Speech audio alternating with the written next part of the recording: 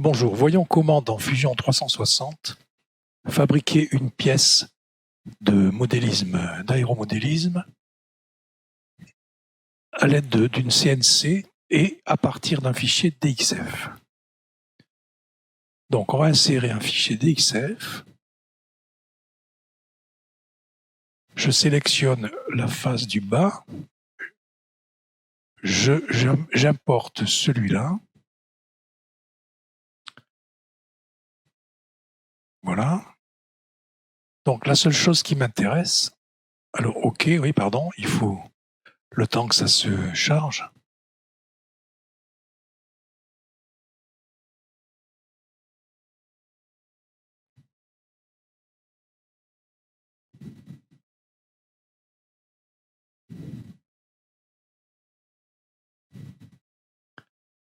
Moi, ce qui m'intéresse, c'est ce couple.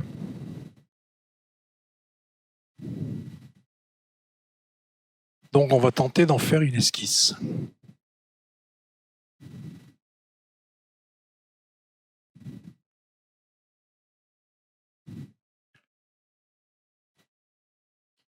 Je vois que pour sélectionner les différentes parties, j'ai beaucoup de mal à les isoler parce que, en fait, les chemins du fichier ne sont pas fermés. Ceci est souvent dû à un défaut dans l'exportation ou l'importation du fichier DXF qui se fait de manière buggée, même si le fichier original est tout à fait propre. Exemple, si je prends ces parties-là, je peux pas sélectionner celle-là, par exemple, du fait que c'est pas fermé. Ou alors par une multitude de chemins, ce qui est totalement incompatible avec une bonne ergonomie du but recherché. Donc la méthode va être de passer par ce que Fusion 360 appelle un canevas, qui est fait à partir d'une image. Et on va dessiner par-dessus l'image que l'on utilisera comme guide. Alors on va faire une copie d'écran, une capture d'écran de ce couple. On va prendre cette partie. On va l'enregistrer couple 1 PNG.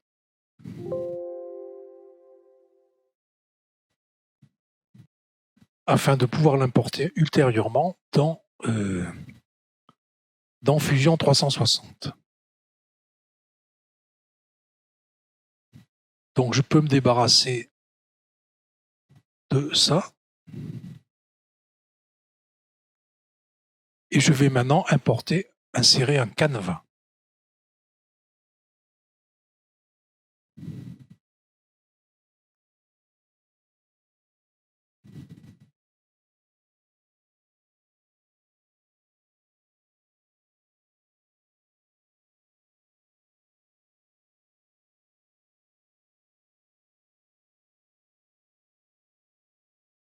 Je sélectionne la face du bas.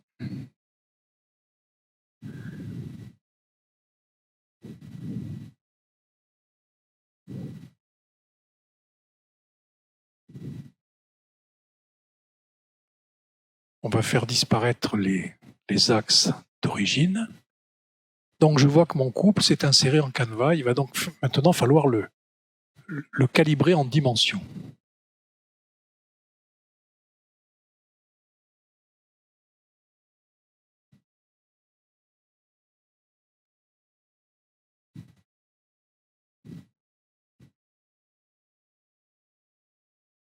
Je sais que d'après le plan ou d'après ce que je veux faire, la hauteur de ce couple est de 10 mm.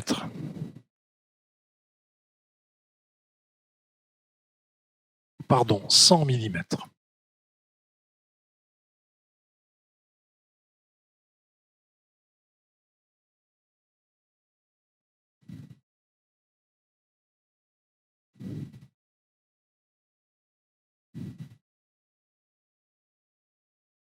On va maintenant créer une esquisse en se guidant avec le canevas. Donc, on peut le faire sur la face du haut, ça n'a pas d'importance. Donc, on va déjà créer les grandes lignes.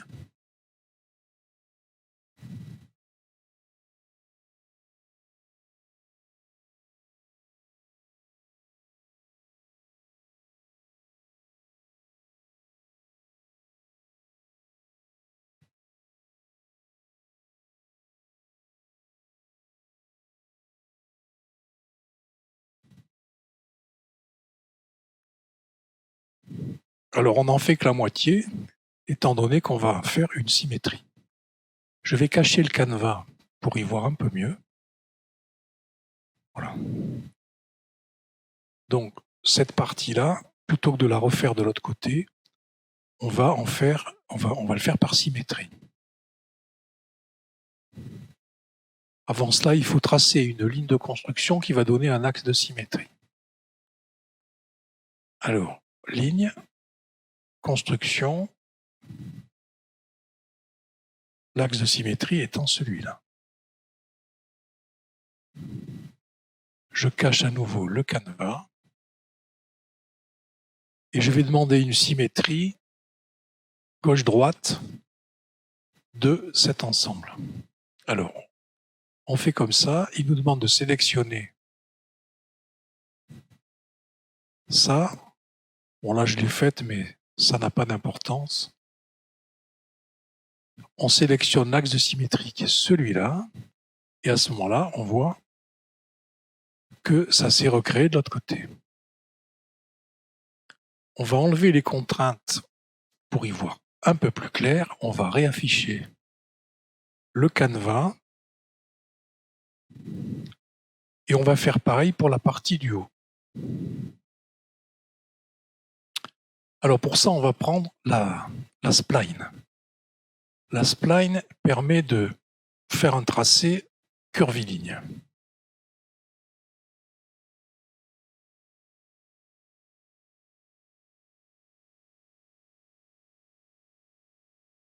Non, je crois que là, je me suis mal pris. Alors, la spline. On part de là.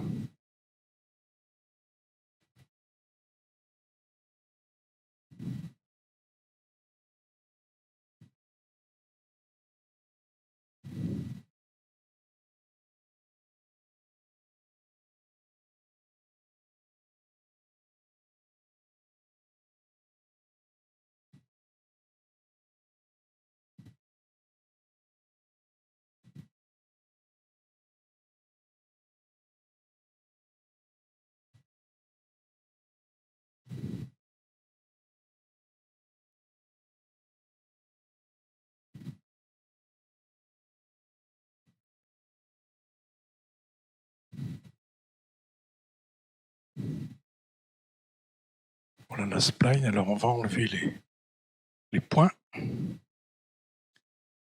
Enfin, pas tous.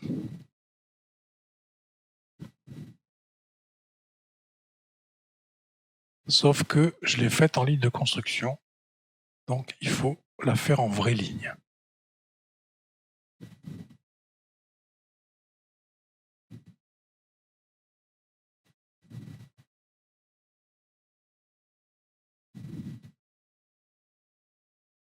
Voilà, on va faire la symétrie de la même façon. Symétrie, on sélectionne la ligne, on sélectionne l'axe de symétrie, et voilà. Il faut tracer une ligne entre ce point et ce point.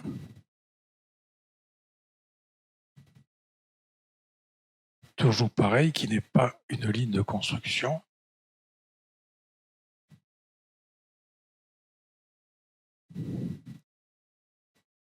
Même chose de ce côté.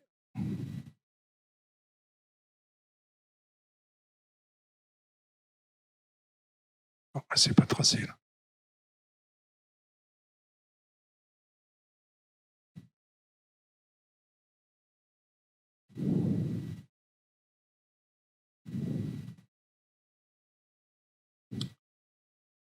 Et il nous reste le bas. Alors le bas n'est pas symétrique avec le haut, donc il va falloir le faire à la main. Donc déjà, on fait une ligne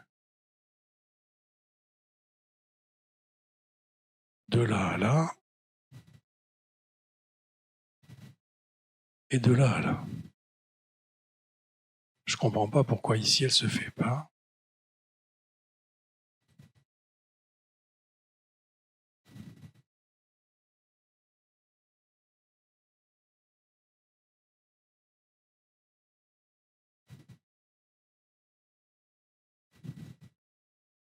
Voilà. Ici, en fait, ce sont les flancs latéraux qui viendront se plaquer sur le couple, donc il ne faut pas les concevoir.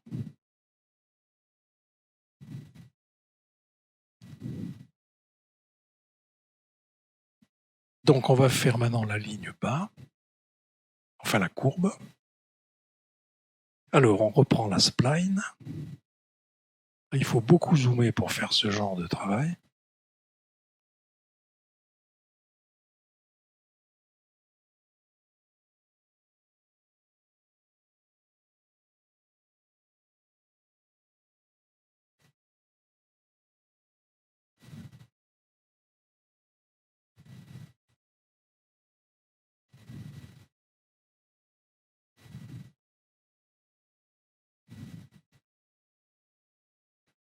Alors je vois que c'est pas parfait, donc on va essayer d'arranger ça.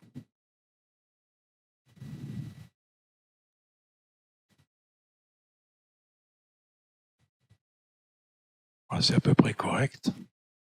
Et donc on va par symétrie, on va faire l'autre côté plutôt que de le retracer. Alors là, on se remet bien droit vu du haut. Et donc symétrie, sélectionner la ligne, sélectionner l'axe de symétrie qui est toujours le même.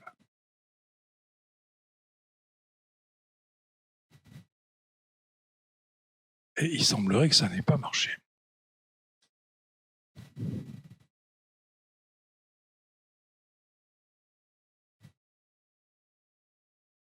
Là, c'est fait. Voilà. On a donc 3 parties. On voit que celle-là ne s'est pas remplie. Ça veut dire qu'elle n'est pas fermée.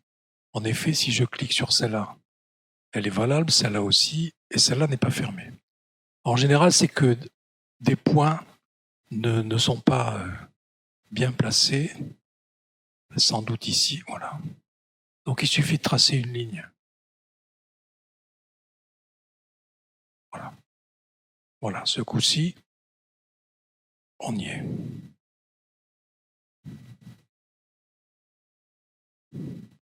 Je vais donc transformer cette esquisse en un corps en ajoutant une 3e dimension. Donc je sélectionne les 3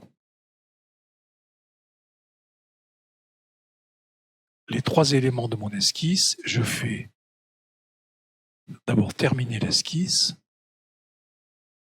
Et là, je fais extruder. Je fais un corps de 3 mm puisque ça sera usiné dans du contreplaqué de 3. Voilà. Le corps, si je le cache, voilà. Donc maintenant, il va falloir évider la partie centrale. Alors on reprend l'esquisse, enfin on reprend le canevas, on va faire une nouvelle esquisse sur cette face et on va faire tout bêtement un rectangle parce que les arrondis c'est compliqué à faire, mais enfin on peut tout de même y arriver. Moi je vais faire simplement un rectangle qui va me permettre d'évider, et comme c'est à l'intérieur, ça se verra pas. Donc un rectangle.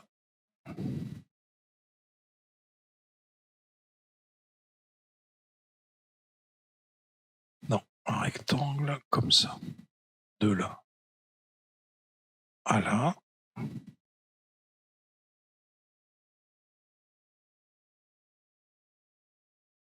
Voilà, ce rectangle, je vais faire une extrusion.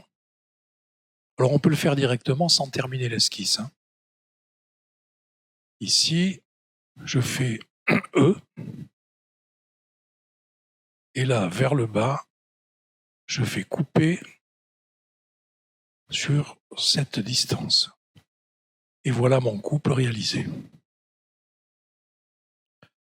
On peut faire exactement la même chose en insérant un plan, un canevas issu d'un plan papier.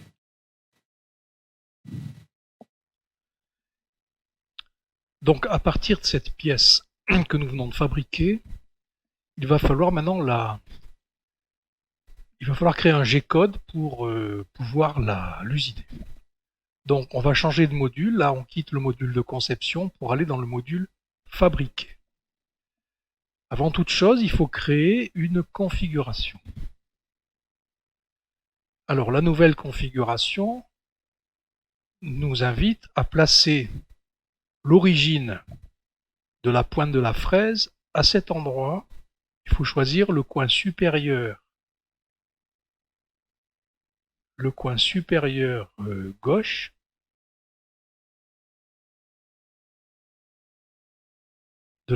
du carré de matériaux à découper. Le brut, c'est la matière dans laquelle on va découper la pièce. Alors, on peut prendre un bloc à taille relative, c'est-à-dire que le logiciel essaie de trouver un bloc à peu près cohérent par rapport à la taille globale de la pièce et prévoit des décalages. Nous, on n'a pas besoin de décalage, donc on met tout à 0. Voilà.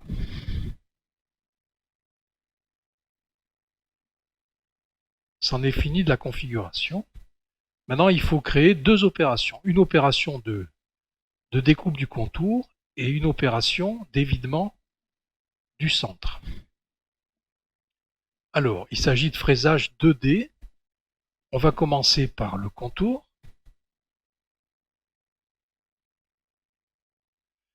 Il faut choisir une fraise. Donc, dans mon arsenal, j'ai des fraises toriques, c'est-à-dire à bout plat. J'ai choisi celle qui est de 3 mm de diamètre de coupe. On peut régler la vitesse du moteur ainsi que l'avance de coupe en fonction de la qualité de la machine, de sa robustesse, ainsi que du matériau plus ou moins dur dans lequel on va avancer la coupe. Là, on va le faire dans du Depron, donc les valeurs sont correctes. Dans du contreplaqué, je mettrai 100 au lieu de 1000.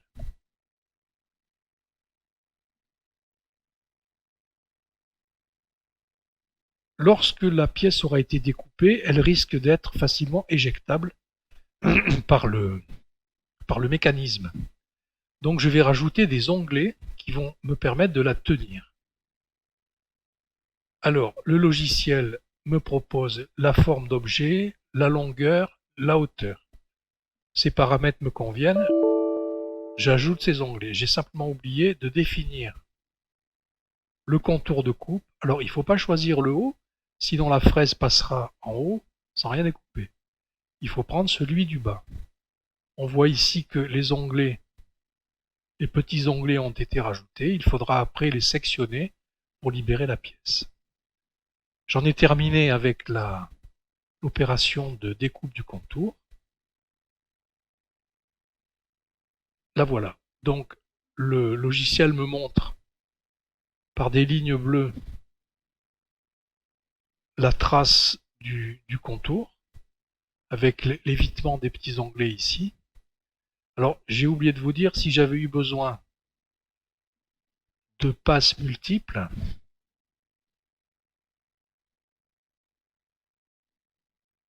ici j'aurais mis des passes par exemple de 1 mm. Dans du contreplaqué, si je mets des passes de 1 mm, eh bien j'aurai 6 passages s'il fait 6 mm. Voilà, on voit les 6 passages. il n'en est rien dans un matériau tendre comme le Dépron. Je vais me contenter d'une seule passe. Modifier.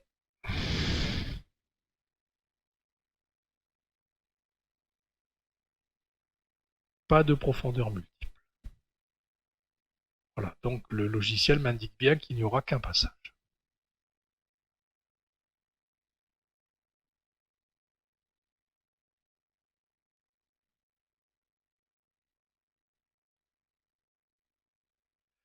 Alors nous pouvons maintenant simuler cette opération grâce à l'action simulation qui va bien nous indiquer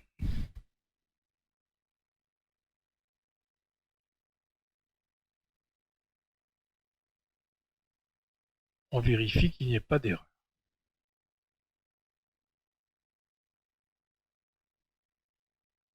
On peut afficher le brut pendant cette opération, ça sera plus clair.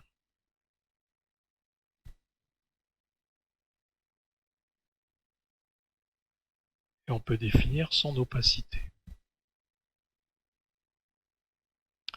Voilà, la pièce est terminée, on voit qu'elle a été complètement découpée.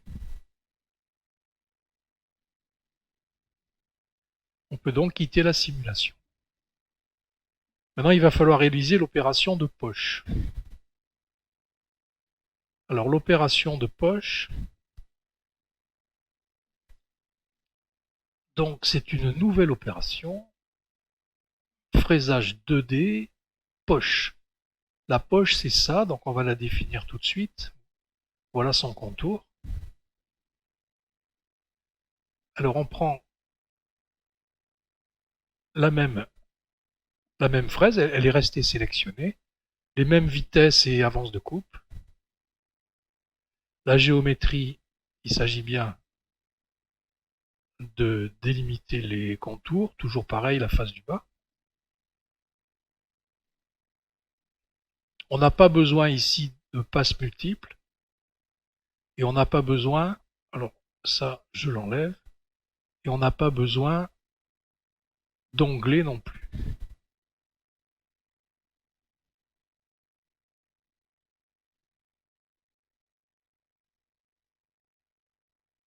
Les onglets d'ailleurs, je ne sais pas où ils sont. Non, je pense que c'est pas prévu dans la poche. Donc voilà, donc les tracés en une seule passe, hein, il n'y a qu'une couche de traits bleus. Alors maintenant on peut générer le code soit pour le contour seulement, soit pour la poche seulement, soit pour l'ensemble, qui sera fait en une seule, puisqu'il n'y a pas de changement d'outil, ça sera fait en une seule étape.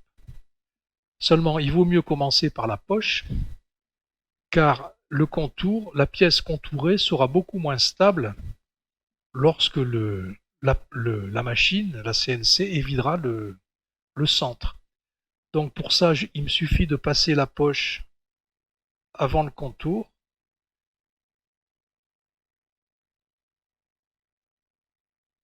Voilà, avant de générer un code pour la configuration globale.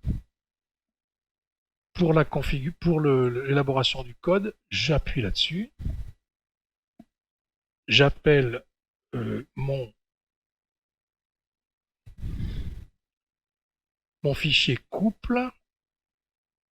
Il est indispensable de mettre cette option ici pour éviter tout débordement et des collisions de la fraise avec des parties de la machine et de lancer la post-procession.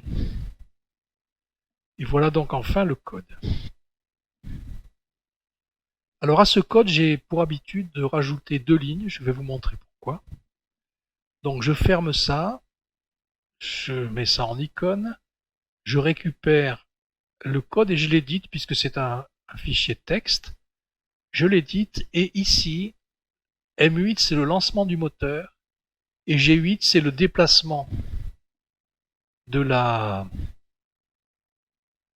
fraise depuis sa position d'origine définie dans le schéma jusqu'à la première pénétration dans la poche, puisqu'il s'agit ici d'évider le couple. Et on voit que la fraise n'est relevée, Z15, c'est-à-dire que par rapport au zéro de ma fraise, il est prévu qu'elle soit relevée de 15 mm, mais après ce déplacement. Et ça aura pour conséquence que ma pièce sera endommagée par le passage de la fraise qui n'aura pas été relevée puisque le relèvement intervient après. Donc ce que je fais en général, j'indique au code par la fonction G0, X0, Y0 de partir de cette position, c'est-à-dire ma position d'origine des coordonnées de travail, et de relever tout de suite la fraise, alors de 5 ça suffit, 5 mm. Voilà. Et là je suis sûr que dès le démarrage du moteur, qui est le code M8, la fraise, au lieu de partir là-bas et donc de rayer ma pièce, elle reste en place, la fraise se relève, et ensuite elle y va, et comme elle est relevée, elle ne va pas endommager ma pièce. Donc j'enregistre cette modification, et mon code est donc prêt désormais à être injecté dans la machine.